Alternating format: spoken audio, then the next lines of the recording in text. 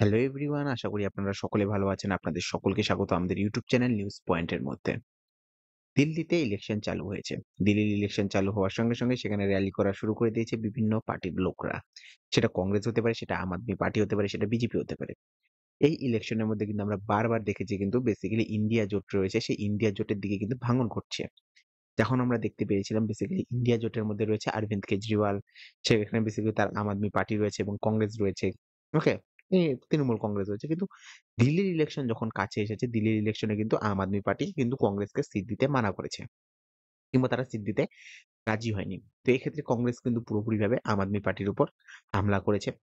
কেজরিওয়াল কিন্তু পুরোপুরিভাবে কংগ্রেসের উপরেও হামলা করেছে। পাল্টা হামলা, হামলা পাল্টা হামলা এসব চলতেছিল।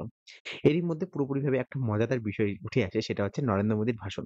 কারণ নরেন্দ্র মোদীর ভাষণ বেশ কিছু সময় ধরে কিন্তু আমরা দেখতে পেয়েছি কিন্তু সেটা একটা কমেডির রূপ নিয়েছে। ওকে? কমেডির রূপ এইজন্য নিয়েছে, আমরা দেখেছি যখন লোকসভা ইলেকশন হচ্ছিল সেই সময় কিন্তু নরেন্দ্র মোদী বারবার কিন্তু মটন, মুঘল, মছলি, মঙ্গলসূত্র, মানে গায়ে লে যায়েঙ্গে, ভ্যাঁস লে যায়েঙ্গে এসব বিষয় কিন্তু নিয়ে প্রচুর পরিমাণে কথাবার্তা বলেছিল। সেখান থেকে যে জিনিসটা উঠে আসছে, নরেন্দ্র মোদী কিন্তু পুরোপুরিভাবে কিন্তু একটা নতুন একটা ফর্মে এসেছে, সেটা হচ্ছে মানে এমন কিছু কথাবার্তা বলা যেটা হচ্ছে বেসিক্যালি সাধারণ জনগণের কাছে যাতে হাসির বিষয় হয়ে ওঠে।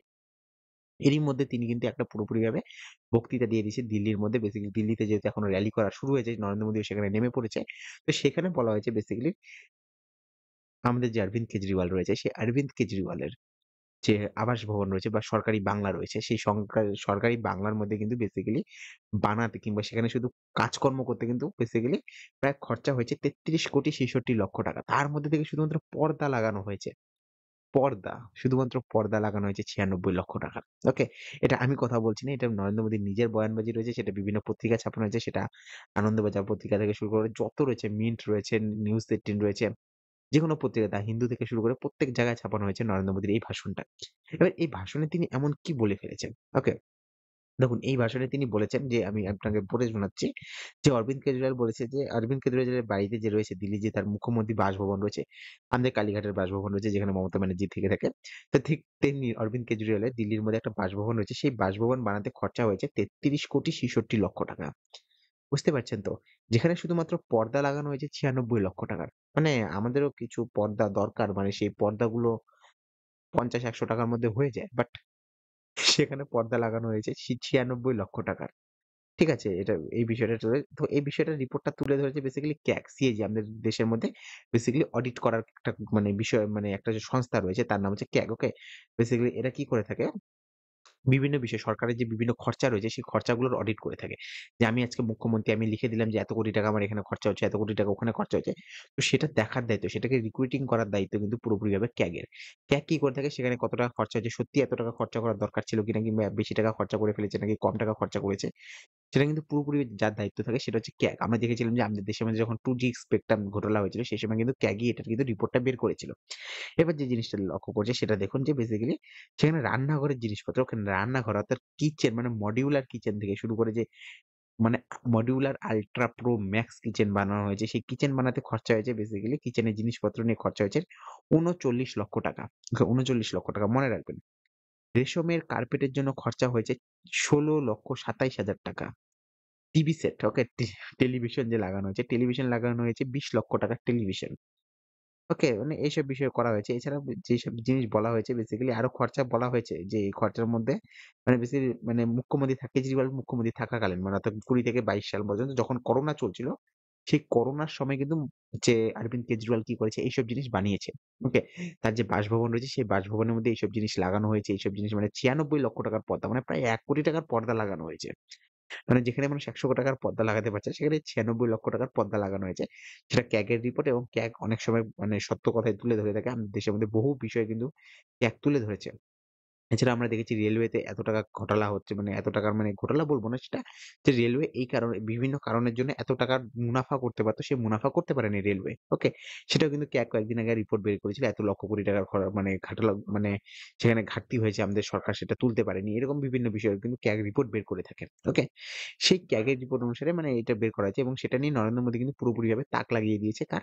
অরবিন্দ কেজরিওয়ালের। কারণ অরবিন্দ কেজরিওয়াল বারবার কিন্তু পুরোপুরিভাবে বিজেপিকে কিন্তু মানে স্পিন করেই কিন্তু উঠে এসেছে। কারণ হচ্ছে অরবিন্দ কেজরিওয়াল লোকটা এরকম একটা বিষয় যে সে সবসময় কি করে প্রধানমন্ত্রীর দিকে তাক করে থাকে।